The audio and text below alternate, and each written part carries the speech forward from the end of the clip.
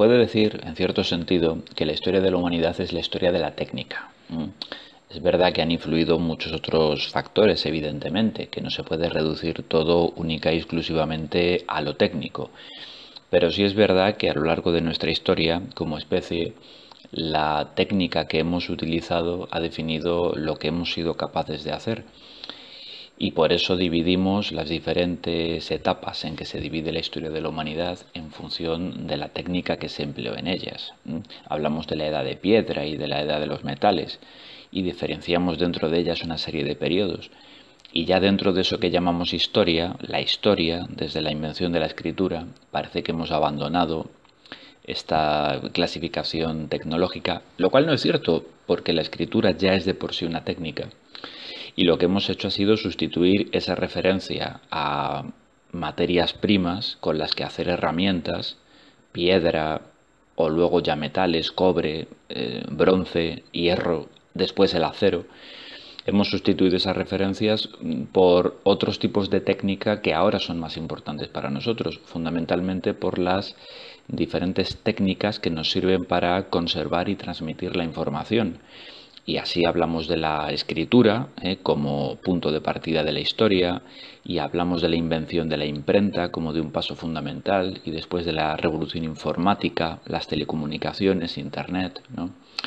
Es decir, que sí, que seguimos dividiendo la historia en función, entre otros elementos, insisto, del tipo de tecnología que estamos empleando. Ya hagamos referencia a la materia prima de nuestras herramientas o a los dispositivos de almacenamiento del conocimiento, no importa. La técnica es algo crucial para entender nuestro desarrollo como especie a lo largo del tiempo. Y con ella, además, hay que entender una cosa muy importante.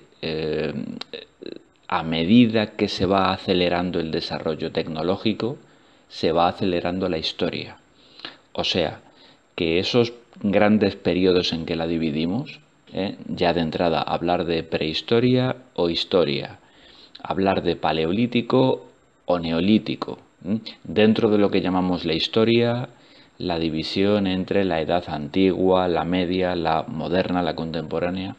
Una cosa que observamos en cualquier gráfico, en cualquier cronograma que hagamos y que esté a escala, es que los periodos más antiguos son muchísimo más largos y a medida que van siendo más recientes se van acortando. Y eso es porque, bueno, duran menos, porque ocurren más acontecimientos cruciales que los transforman y permiten dar el salto a la siguiente etapa. Y eso es precisamente porque el desarrollo técnico, en cierto sentido, ha ido acelerando el paso del tiempo, ha ido acelerando la historia, le ha ido imprimiendo una velocidad cada vez mayor al ritmo de los cambios y las transformaciones. Y hoy en día, de hecho, vivimos en una época absolutamente vertiginosa en la que se suceden cambios con una rapidez increíble que en otros periodos de la historia de nuestra especie hubieran llevado siglos o milenios. Ahora los cambios se concentran en muy poco tiempo. Y eso tiene evidentemente un impacto sobre los individuos y sobre los colectivos muy grande. Tiene un impacto psicológico y sociológico tremendo.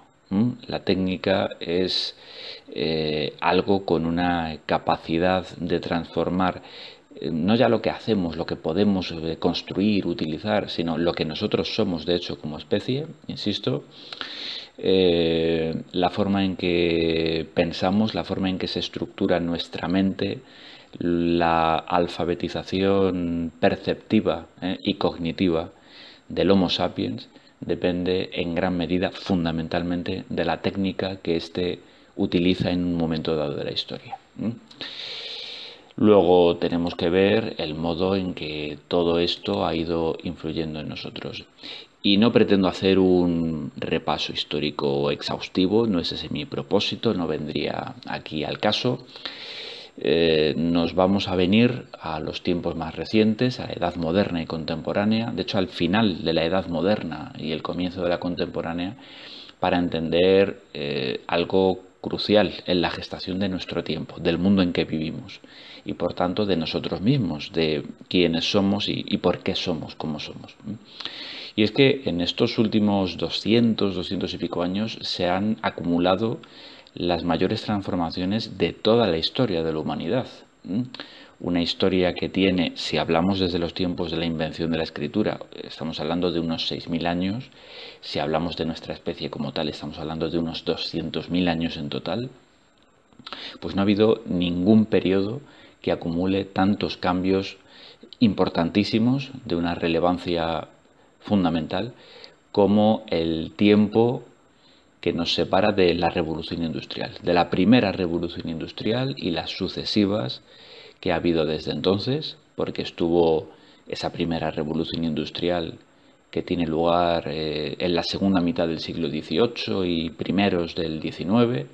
La revolución industrial, entendámonos, la de la máquina del vapor, fundamentalmente, que transformó la industria, transformó los antiguos talleres artesanales, toscamente tecnificados, con inventos como el telar mecánico, por ejemplo, los transformó en grandes fábricas de producción gigantescas, transformó los transportes, transformó las comunicaciones, transformó la utilización de los recursos energéticos. Y luego han venido sucesivas revoluciones industriales que tienen que ver también con la utilización de la energía y de los medios disponibles. La segunda revolución industrial, que es la que tuvo que ver con el petróleo, por así decirlo, con los motores de combustión interna, la invención del coche. La tercera revolución industrial, que fue la eléctrica, la que pasó de vehículos de combustión interna a, por ejemplo, al ferrocarril eléctrico. Y ahora estaríamos en una cuarta revolución industrial, según se suelen hacer estas divisiones, aunque no están siempre del todo claro, que es la de la energía nuclear, precisamente, ¿no? El vapor, el petróleo, la electricidad, la energía nuclear. Bueno, 4 revoluciones industriales con todas sus consecuencias en todos los ámbitos, en la producción, en los transportes, las comunicaciones, en el tipo de materiales que empleamos. Bueno, estos cambios nos han cambiado a nosotros mismos, repito, como individuos y como sociedades, desde un punto de vista psicológico y sociológico. Nunca entenderíamos el mundo actual si no relacionáramos los distintos factores sociales, culturales, políticos, económicos y tecnológicos que se interrelacionan para darle forma. Nosotros, de hecho, vivimos en un mundo capitalista, en un mundo en el que la economía y la política global son capitalistas, un mundo en el que social y culturalmente se caracteriza por la sociedad de masas, de un inmenso consumo constante y la cultura de masas, es decir, la forma en que se transmite y difunde la información en un mundo gobernado primero por el telégrafo, luego por la radio, luego por la televisión y ahora por Internet. Y ninguna de estas dos cosas, ni el capitalismo ni esa sociedad y cultura de masas, serían posibles sin la industrialización que ha venido incrementándose siempre a más y a más desde la primera revolución industrial. Un periodo de desarrollo tecnológico inédito, repito, en la historia de la humanidad, que ha cambiado todos los aspectos del mundo hasta hacerlo totalmente irreconocible. Hasta la primera revolución industrial, voy a hablar de ellas en general, aunque evidentemente hay muchas diferencias entre el mundo de un inglés que viviera en Manchester a comienzos del 19 y el nuestro hoy en día, llevando en el teléfono, en el bolsillo, un teléfono móvil que nos permite conectarnos a Internet y hablar con cualquier persona del mundo, ver televisión, vídeos en streaming y demás, ¿no? Ha cambiado todo tanto que realmente esto ya es una simplificación inmensa. Pero bueno, hagámosla.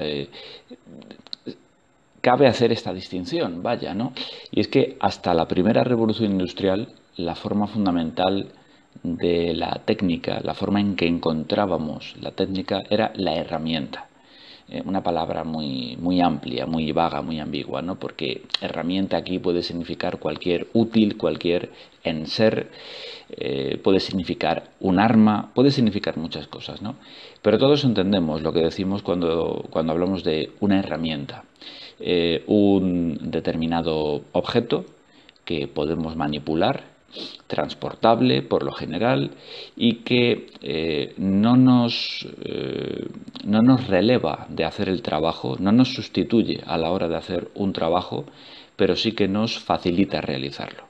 Por ejemplo, un martillo es una herramienta que no hace el trabajo por sí sola. Alguien tiene que coger el martillo y golpear con él, por ejemplo, un clavo en una pared.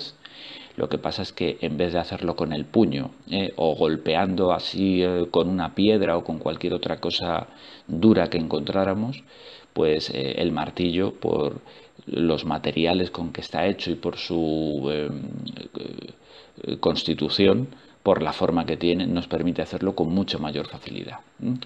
Bueno, pues a lo largo de la historia hemos utilizado y seguimos utilizando, porque no es que hayan desaparecido, pero en el pasado solo se disponía de herramientas que facilitaban las tareas sin reemplazar al ser humano que tenía que realizarlas.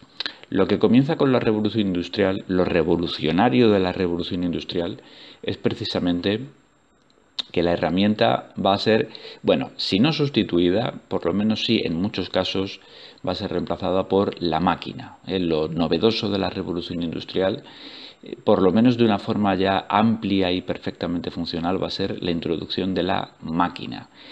Hay máquinas anteriores a la revolución industrial, pero nunca tuvieron ni su perfección, ni su facilidad de manejo, ni por tanto un uso tan extendido como el que van a tener a partir de este periodo.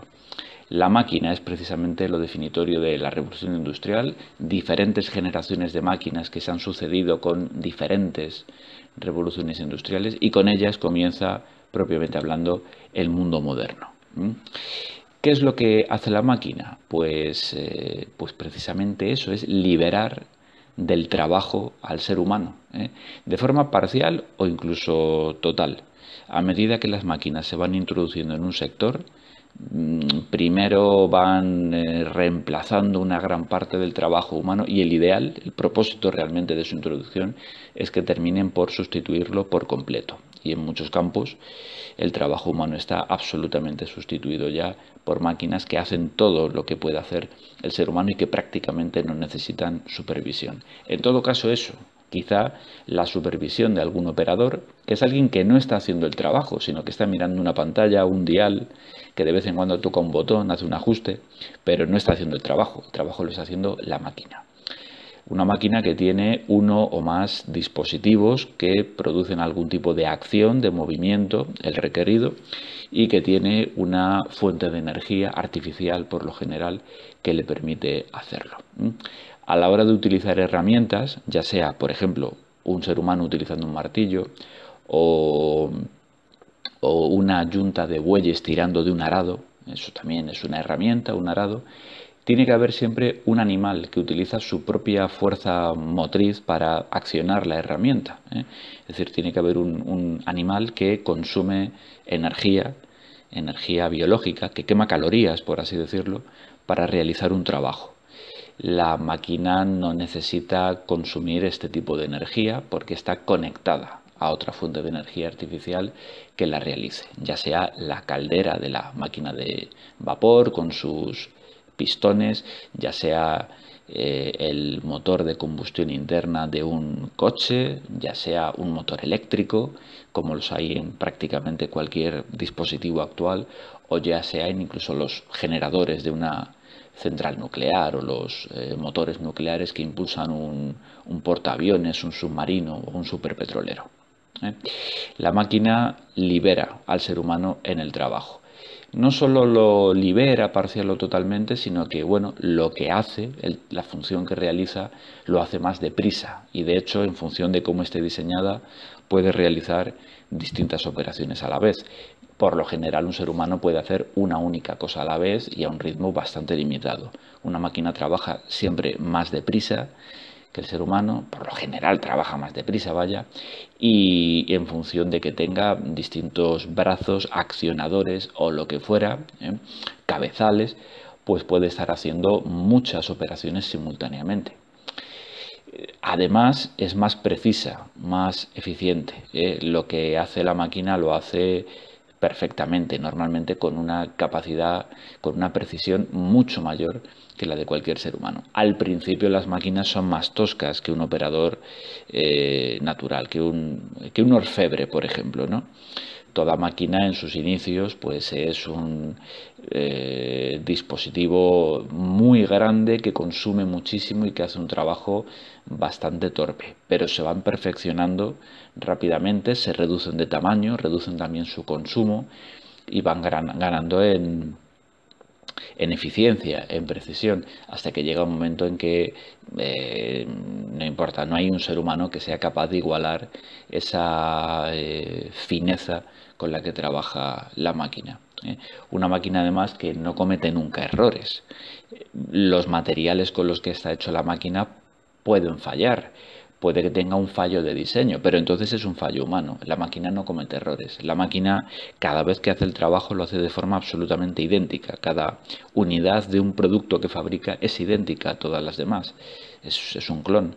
De modo que realmente no hay ningún tipo de imprecisión, no hay ningún tipo de mácula en lo que hace. Y todo esto tiene consecuencias porque permite producir muchísimos objetos con gran calidad, en grandes cantidades, mucho más deprisa que producidos, que fabricados, manufacturados por seres humanos, lo cual quiere decir que los precios de la producción industrial bajan, caen en picado, la producción en masa permite un abaratamiento de los costes bastante grande y no solo lleva a esta bajada de precios, sino que además evidentemente sustituye una cantidad enorme de puestos de trabajo humanos. Pensemos en el campo, por ejemplo, lo que hicieron la introducción de las máquinas, de los tractores en el campo hace, bueno, depende del país, ¿no? En el caso de España, pues hace ya más de medio siglo. Y bueno, ¿qué supuso? Pues supuso que de repente en el campo sobrara la mayoría de los trabajadores que tuvieron que buscar empleos fuera del campo, trasladándose a las ciudades, a otro tipo de oficio, de profesión, ¿no? La máquina sustituye no solo puestos de trabajo, es decir, no solo crea muchísimo paro en ciertos sectores, que compensa, eso sí, creando nuevos empleos en otros, sino que de hecho destruye oficios enteros, oficios tradicionales, ocupaciones que llega un momento en que su existencia ya deja de tener sentido y se extinguen como si fueran especies.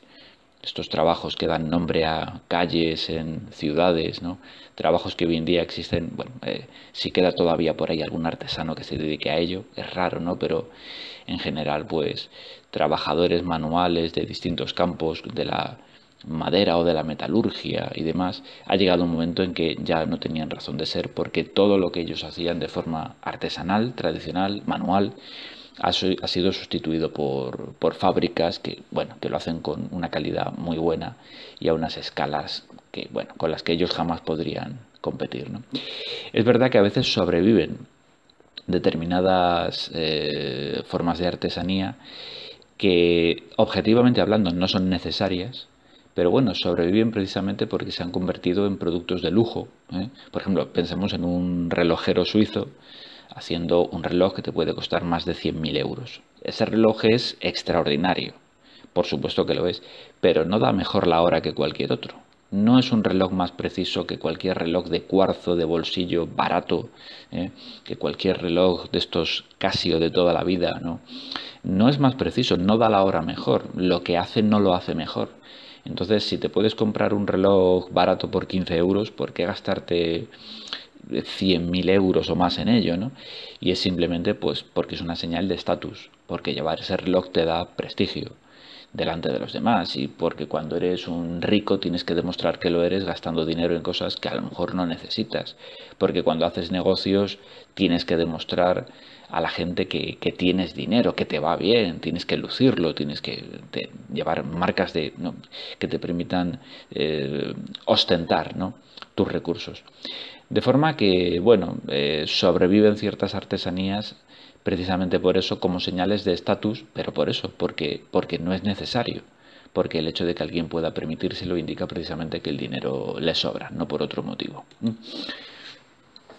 Como decía antes, se han producido sucesivas revoluciones industriales, desde la segunda mitad del siglo XVIII hasta ahora mismo, en el siglo XXI, que estamos a caballo de una próxima revolución industrial que tendrá que ver con la inteligencia artificial, con la fusión nuclear, con la utilización de materiales inteligentes, superligeros y ultrarresistentes como el grafeno.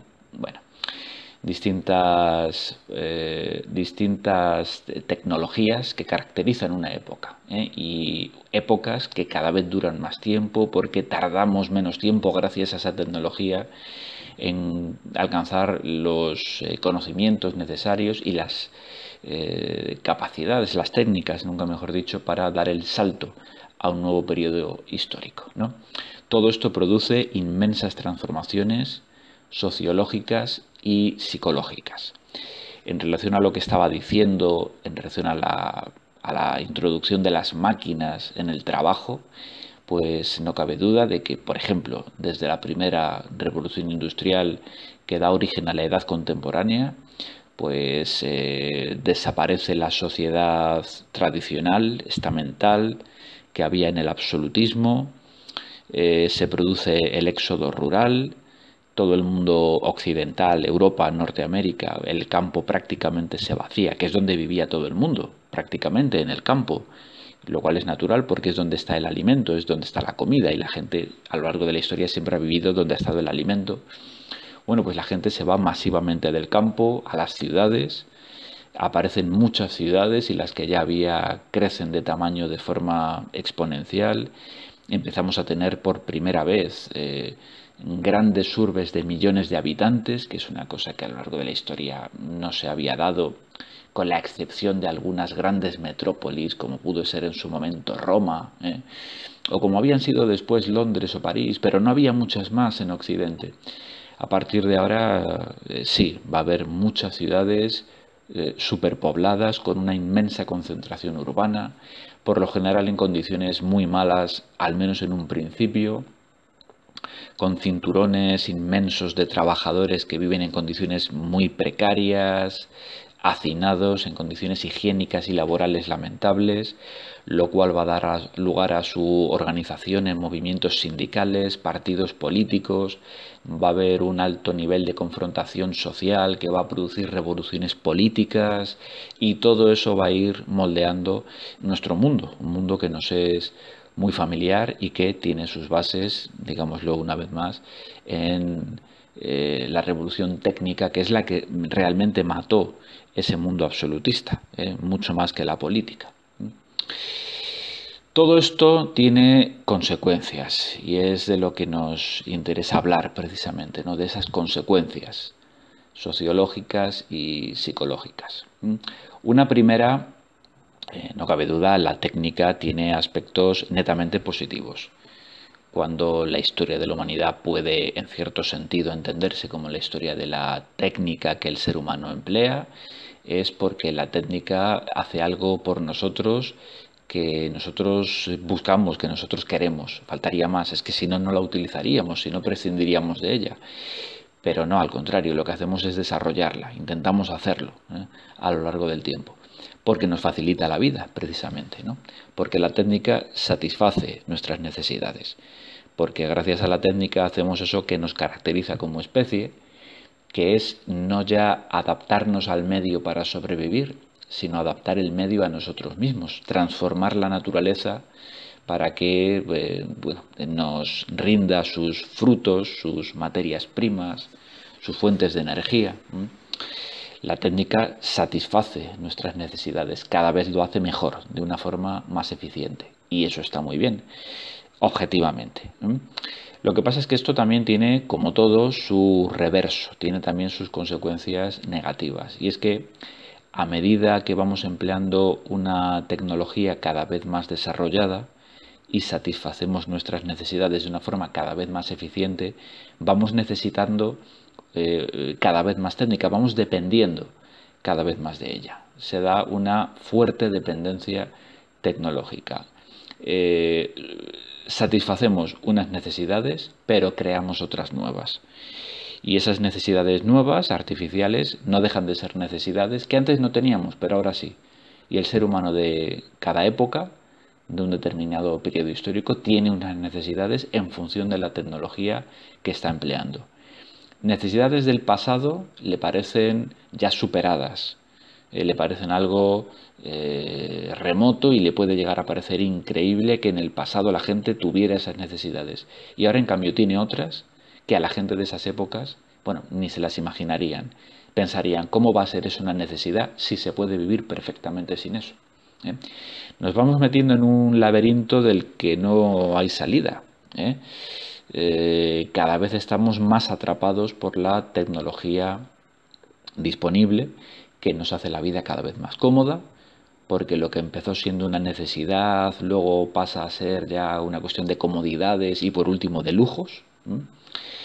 Pero a la vez no podríamos ya vivir sin esos recursos. A nosotros hoy en día, si nos quitaran toda la tecnología que empleamos o una buena parte de ella, sencillamente no sabríamos sobrevivir siquiera.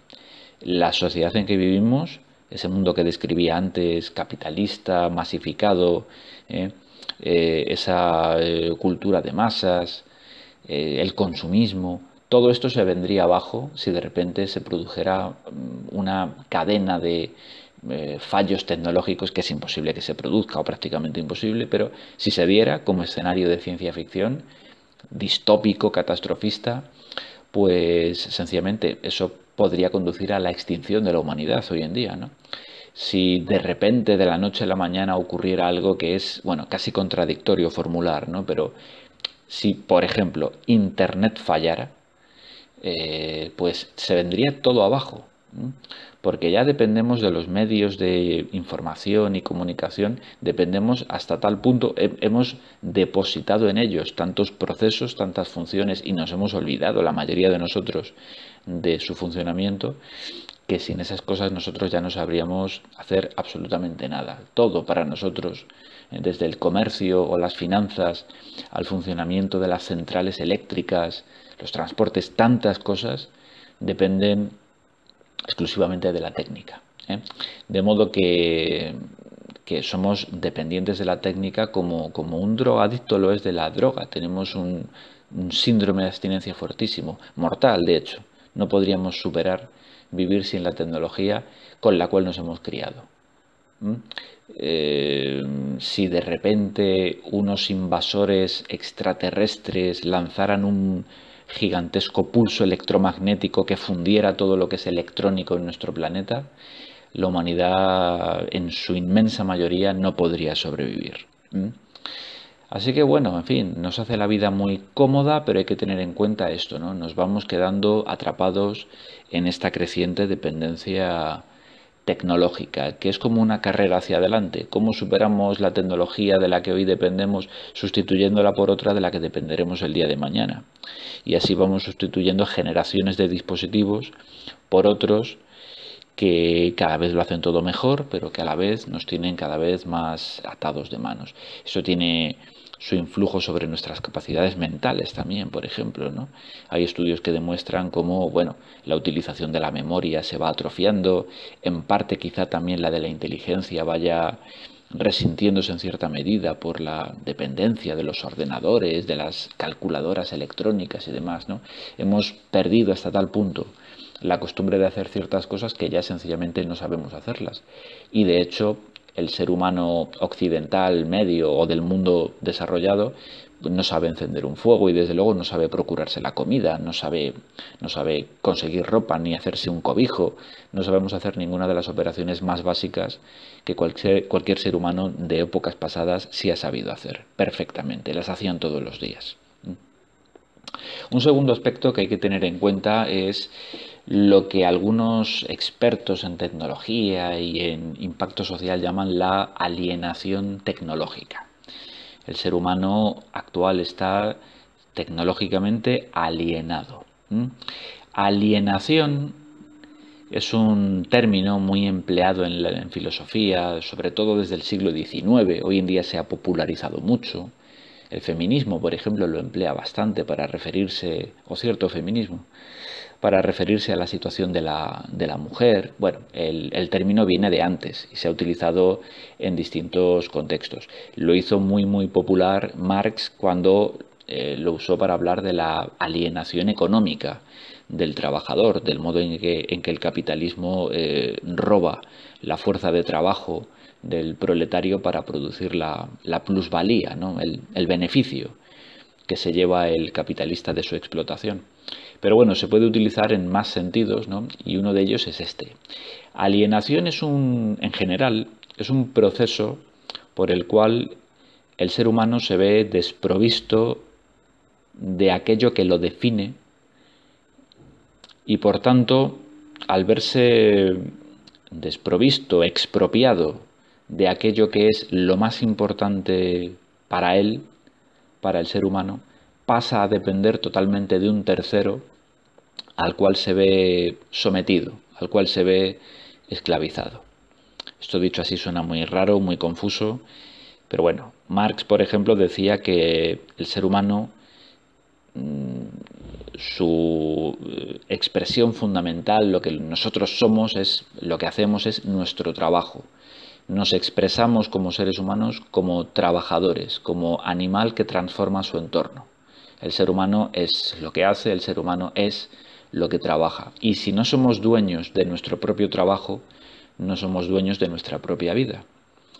En el capitalismo, el ser humano se ve desprovisto de esa fuerza de trabajo que es entregada íntegramente al capitalista y por tanto el obrero, el proletario, está económicamente alienado porque pasa a pertenecer al propio capitalista en la medida en que el capitalista se queda con el 100% de lo que realiza, de lo que trabaja. Bueno, pues en un sentido parecido cabe hablar de alienación tecnológica, es decir, dependemos, como decía antes, dependemos hasta tal punto de la técnica que llega un momento en que no somos dueños de nuestra propia vida. Parece que vamos dejando de entender, de comprender y de controlar el rumbo que lleva nuestra vida, tanto individual como colectiva, porque la tecnología es la que lo define todo. El mundo cada vez se hace más difícil de entender, más complejo, porque el desarrollo científico y tecnológico cada vez son más complicados y la gente entiende menos cómo funciona todo. Y como dicho funcionamiento es hoy en día lo que llaman estos expertos, ¿no?, un sistema de caja negra, o sea que sabemos usar un ordenador pero no sabemos cómo funciona por dentro. Sabemos conducir un coche, pero tampoco sabemos cómo funciona por dentro. O sea, dependemos de los técnicos, de los expertos en cada campo para todo. Pues el mundo se nos va haciendo cada vez más enigmático, más misterioso. No sabemos cómo funcionan las cosas. La gente empieza a desconfiar, de hecho, de la ciencia y la tecnología.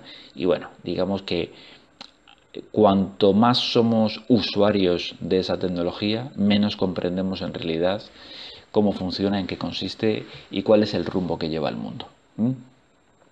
Lo que era un medio para facilitarnos la vida termina convirtiéndose en un fin en sí. Hay que utilizar la técnica por la técnica. Esto parece una cosa incuestionable.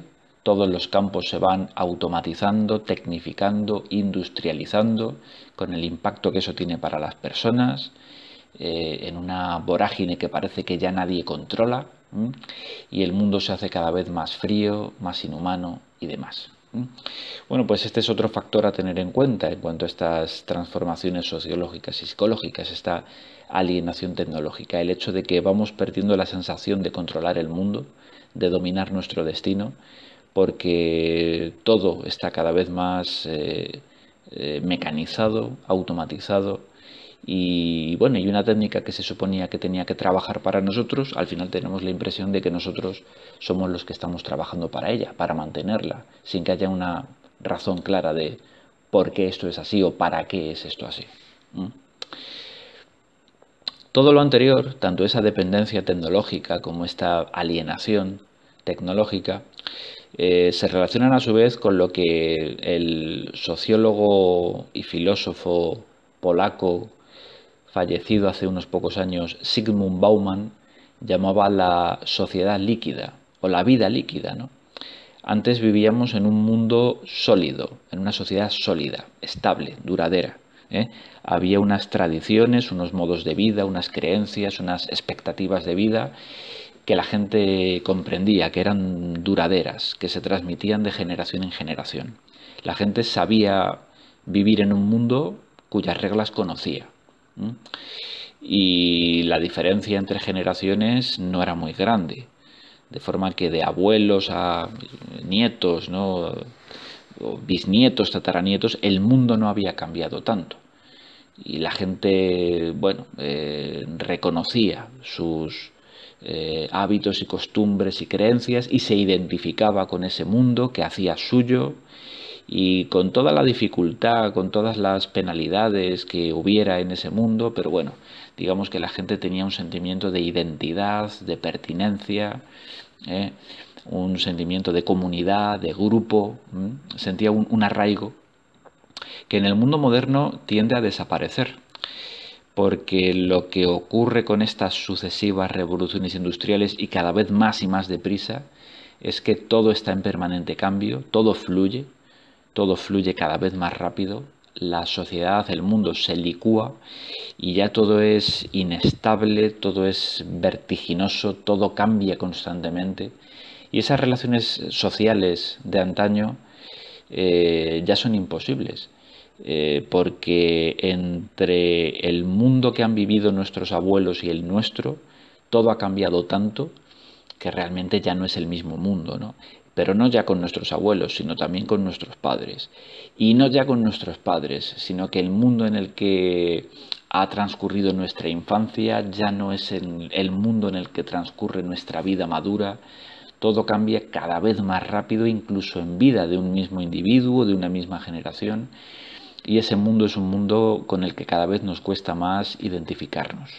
Un mundo en el que cualquier pertenencia, cualquier sentimiento de arraigo es imposible. No da tiempo a adaptarse. Cuando nuestra mente por fin consigue adaptarse a una serie de cambios, la revolución constante tecnológica hace que nos desadaptemos de nuevo. Todo está cambiando de una forma que es imposible de seguir. Para los más jóvenes sí, pero a medida que van cumpliendo años van quedándose cada vez más desfasados, es también inevitable, y esto causa grandes desequilibrios psicológicos y sociológicos. Y esto tiene que ver con muchos de los problemas psíquicos de hoy en día, porque, en fin, mientras que en el mundo subdesarrollado la gente se muere de hambre o de malaria, por ejemplo, en el mundo desarrollado la gente no muere de hambrunas ni de enfermedades que hace mucho tiempo que están aquí erradicadas. Las principales enfermedades y males no son físicos, son de hecho mentales, son psicológicos. El estrés, la ansiedad, la depresión, y todo esto tiene que ver, no solo, pero sí en gran parte, con este mundo tan vertiginoso y tan sin sentido en el que vivimos. Este mundo al que es imposible adaptarse, porque para cuando te has adaptado a él, ha cambiado, ya es otro mundo, te has quedado fuera de juego, estás desfasado por completo, generaciones enteras de repente no sirven, porque no tienen la competencia tecnológica que es necesaria en el nuevo mundo, y se quedan en paro o se prejubilan y tienen sensación de inutilidad. Bueno, pues todas estas cosas es lo que podríamos entender bajo este concepto de la sociedad líquida de Zygmunt Bauman. Y cabría señalar también, terminando, que vivimos en lo que se denomina frecuentemente la sociedad de la información, la cultura de masas, pero en la sociedad de la información, donde las cantidades de información disponibles instantáneamente son apabullantes, sin embargo, la calidad de la información cada vez es peor, cada vez es menos de fiar. Hay cada vez más información basura, hay cada vez más fake news, hay cada vez más desinformación, de hecho, y como se ha hecho muy frecuente decir en estos últimos años, vivimos en el mundo de la posverdad, un mundo en el cual uno ya no puede fiarse de la información que recibe a través de los medios de comunicación, que son una forma de tecnología, evidentemente. Hoy en día, fundamentalmente, Internet, las redes sociales. No te puedes fiar de esa información, así que da igual que tengas muchísima información, toda la información del mundo en la palma de tu mano, en tu teléfono móvil, a un clic de distancia, porque el hecho es que no sabes si esa información es de calidad o no lo es.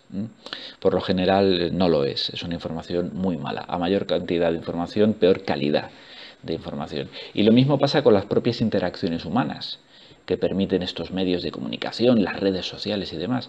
Estamos todos interconectados, tenemos todos cientos o miles de amigos, seguidores en las redes sociales, pero en realidad esas relaciones humanas son bastante falsas, son bastante impersonales, distantes. Y de hecho el mundo, este mundo donde estamos todos tan interrelacionados, este mundo global donde puedes tener amigos en todos los continentes y hablar con ellos en tiempo real cada noche, pues realmente es un mundo donde las relaciones humanas son cada vez más frías, más distantes, donde todo se va mecanizando cada vez más, donde cada vez cuesta más conectar con otras personas, porque los medios técnicos que empleamos para comunicarnos definen el tipo de relación que tenemos, y no es lo mismo hablar en persona que hablar por teléfono, y no es lo mismo hablar por teléfono que mandar un WhatsApp. Así que cada vez se va haciendo todo más frío, más impersonal, como decía. Se van resintiendo nuestras relaciones, nuestro trato. Tendemos a ser cada vez más individualistas, a estar más aislados, más atomizados socialmente, y esto también tiene mucho que ver con eso que decía en el punto anterior de los problemas psíquicos de nuestro mundo, con las depresiones y la ansiedad y el estrés y todo esto. No solo es cuestión de prisas, no solo es cuestión de el sinsentido del mundo en que vivimos, también tiene que ver directamente mucho con este último factor. Y todo ello, estos 4 elementos que hemos ido viendo, la dependencia tecnológica, la alienación tecnológica, la sociedad líquida y la fragmentación social, pues tienen que ver a su vez, casi podrían incluso resumirse con este concepto tan importante en los últimos tiempos. Hay, por cierto, un documental bastante famoso que se titula así, no es difícil de encontrar, está en YouTube, por ejemplo, y recomiendo mucho verlo. La obsolescencia programada. Algo obsoleto es algo que ya no sirve, algo que se ha quedado desfasado, inútil, algo que ya es viejo y no pertenece a nuestro mundo. Y en este mundo actual de revolución tecnológica constante y acelerada, la obsolescencia es un gravísimo problema al que nos enfrentamos. Por 2 vertientes fundamentalmente, ¿no? Desde el punto de vista de los propios objetos que usamos, de las propias herramientas y máquinas disponibles, y desde el punto de vista del sujeto que los utiliza, del usuario, de la persona, vaya, de nosotros mismos, ¿no? Porque por un lado está, bueno, el problema de que todo se queda viejo enseguida, inútil, y hay que sustituirlo. Y antes las cosas duraban toda la vida. Antes te comprabas un determinado producto, artículo, herramienta o lo que fuera y te podía durar toda la vida. Te duraba fácilmente décadas, pero cada vez las cosas duran menos, ¿no? Sin irnos demasiado lejos, pues hace 30 años un coche te podría durar décadas. A lo mejor hace 20 años te duraba una década, hace 15 o 20 años. Y hoy en día pues es raro que un coche llegue a durarte tanto. Un teléfono móvil o un ordenador portátil, por ejemplo, nunca duran más de año y medio, 2 años. Y así con cualquier ejemplo que pudiéramos poner, ¿no? Todo está hecho para durar poco, todo está hecho para romperse.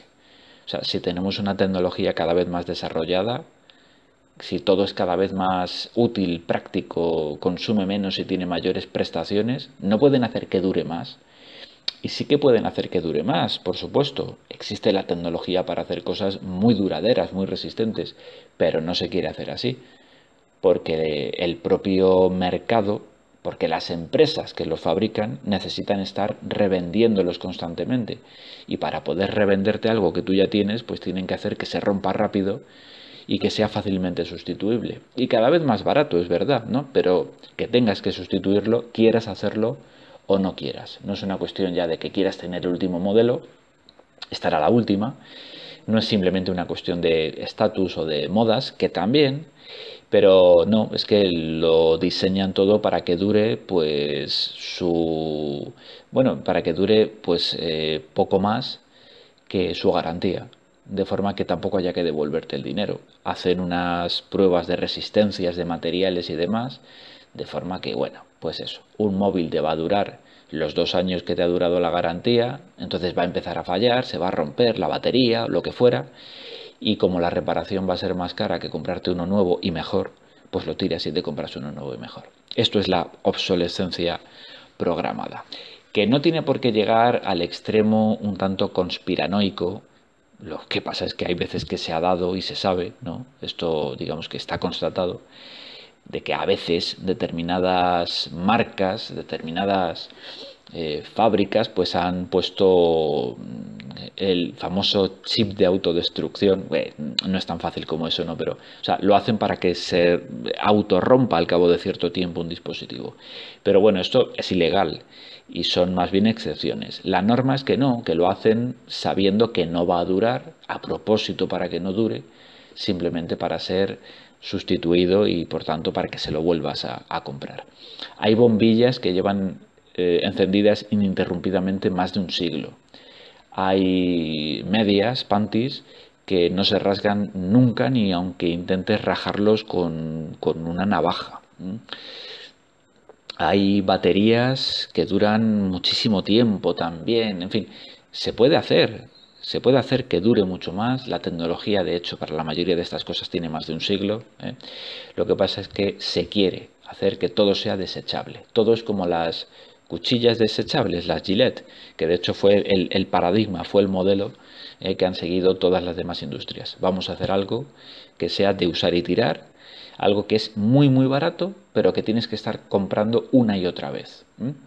Así funciona todo. Y esto, como decía, no solo afecta al objeto en sí, desechable, al objeto que es de usar y tirar, al componente tecnológico que se queda rápidamente obsoleto y tiramos. No, es que afecta a las propias personas, porque un ritmo tan rápido de sustitución de unas tecnologías por otras, pues a medida que vamos cumpliendo años y décadas, va haciendo que, bueno, cada vez tengamos una capacidad de adaptación a las nuevas tecnologías peor y por tanto que los propios seres humanos, los propios individuos se vayan quedando obsoletos cuando no son capaces de ponerse al día. Y hoy en día, pues si te quedas obsoleto, pierdes tu puesto de trabajo, lo pierdes todo y bueno, te quedas fuera de juego, te quedas fuera del circuito del consumo, que prácticamente es en lo que se ha convertido la sociedad. Trabajar para poder consumir, para poder seguir trabajando, para poder seguir consumiendo.